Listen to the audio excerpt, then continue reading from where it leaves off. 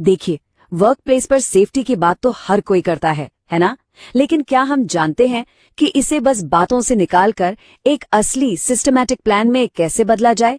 आज हम इसी के बारे में बात करने वाले हैं, एक बहुत ही पावरफुल प्रोसेस के बारे में जिसका नाम है HIRA, जो केओस को कंट्रोल में लाकर हमारे वर्क प्लेस को सच में सुरक्षित बनाता है। तो सोचिए, एक तरफ है पूरा केओस जहां खतरे हैं पर कोई कंट्रोल नहीं, और दूसरी तरफ है एक सिस्टम, एक ऑर्डर। हिरा का काम बस यही है, ये हमें रिएक्टिव होने से बचाता है। मतलब हादसा होने का इंतजार करने के बजाय हम प्रोएक्टिवली खतरों को मैनेज करते हैं। ये केओस को ऑर्डर में बदलने का तरीका है। चलिए फटाफट देख लेते हैं कि आज हम क्या क्या समझने वाले हैं। पहले हम केओस से कंट्रोल तक के सफर को जानेंगे, फिर वो 5 स्टेप सेफ्टी रोडमैप देखेंगे, रिस्क को इवैल्यूएट और कंट्रोल करना सीखेंगे, और आखिर में सबसे जरूरी बात कि सेफ्टी असल में है क्या। चलिए शुरू करते हैं पहले पॉइंट से। HRA के पीछे का क्यों क्या है, मतलब हमें इसकी जरूरत ही क्यों है। और एक बात याद रखिएगा, ये सिर्फ कुछ रूल्स की लिस्ट नहीं है, ये सेफ्टी को देखने का एक पूरा का पूरा नजरिया है, एक माइंडसेट है। तो ये HIRA है क्या? इसका पूरा नाम है hazard identification and risk assessment. देखिए, इसका मतलब ये नहीं कि आग लगने पर कुआं खोदा जाए, नहीं, ये एक प्रोएक्टिव सिस्टम है। इसके 3 बहुत ही सिंपल से स्टेप्स हैं। पहला, खतरे को पहचानो। दूसरा, उससे होने वाले रिस्क को समझो। और तीसरा, उसे कंट्रोल करने के उपाय निकालो। बस। अच्छा, तो क्यों तो अब हमें क्लियर हो गया है। अब सवाल आता है कैसे। हिरा को असल में लागू कैसे किया जाए? तो अच्छी बात यह है कि इसके लिए एक बहुत ही सीधा साधा प्रैक्टिकल रोडमैप मौजूद है।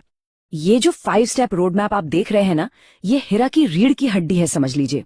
हम खतरे को पहचानने से शुरू करेंगे, फिर रिस्क को देखेंगे, उसे कंट्रोल करेंगे, और आखिर में ये भी पक्का करेंगे कि ये प्रोसेस हमेशा चलता रहे, इम्प्रूव होता रहे। तो चलिए अब एक एक करके हर स्टेप में थोड़ा डीप डाइव करते हैं। तो हर चीज की शुरुआत होती है यहीं से, खतरों की पहचान से। अब खतरा क्या है?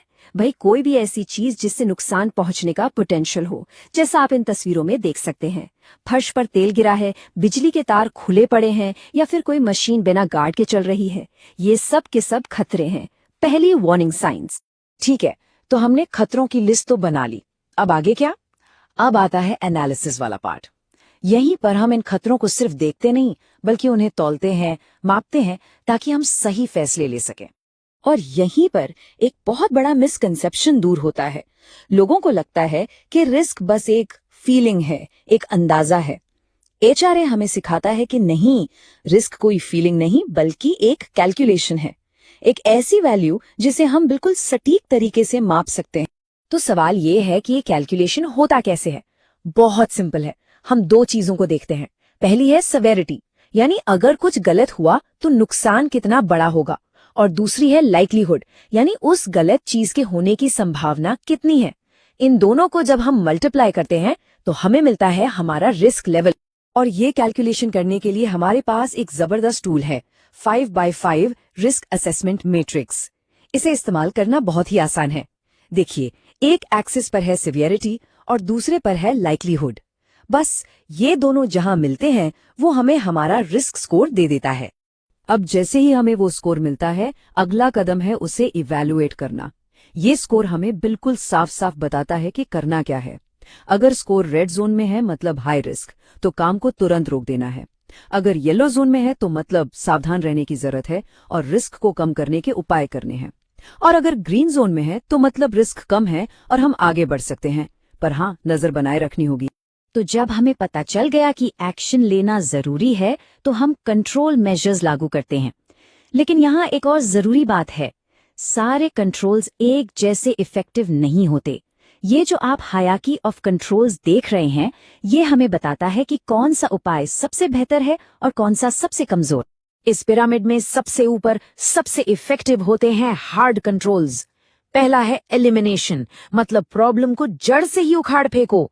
दूसरा है सब्स्टिट्यूशन, यानी किसी खतरनाक चीज को किसी सुरक्षित चीज से बदल दो। और तीसरा है इंजीनियरिंग कंट्रोल्स, मतलब खतरे और इंसान के बीच कोई फिजिकल बैरियर खड़ा कर दो। अब आते हैं पिरामिड के निचले हिस्से पर। इन्हें कहते हैं सॉफ्ट कंट्रोल्स, और ये हमारी डिफेंस की आखिरी लाइन है। ये इंसानी बर्ताव पर निर्भर करते हैं, जैसे एडमिनिस्ट्रेटिव कंट्रोल्स, मतलब सही ट्रेनिंग देना, साइंस लगाना, और दूसरा है पीपीई यानी पर्सनल प्रोटेक्टिव इक्विपमेंट।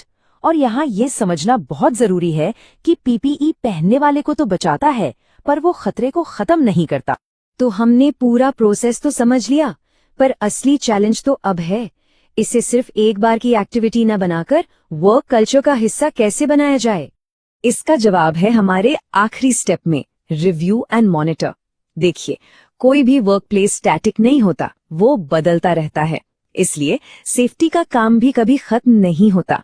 हिरा एक लिविंग प्रोसेस है, एक साइकिल है जिसे हमें लगातार चलाते रहना है, बेहतर बनाते रहना है, हर इंसिडेंट के बाद, हर बदलाव के बाद और रेगुलर इंटरवल्स पर। और इस पूरे प्रोसेस को कामयाब बनाने के लिए ये 4 पिलर्स हमेशा याद रखने हैं। पहला, करेक्ट टाइमिंग।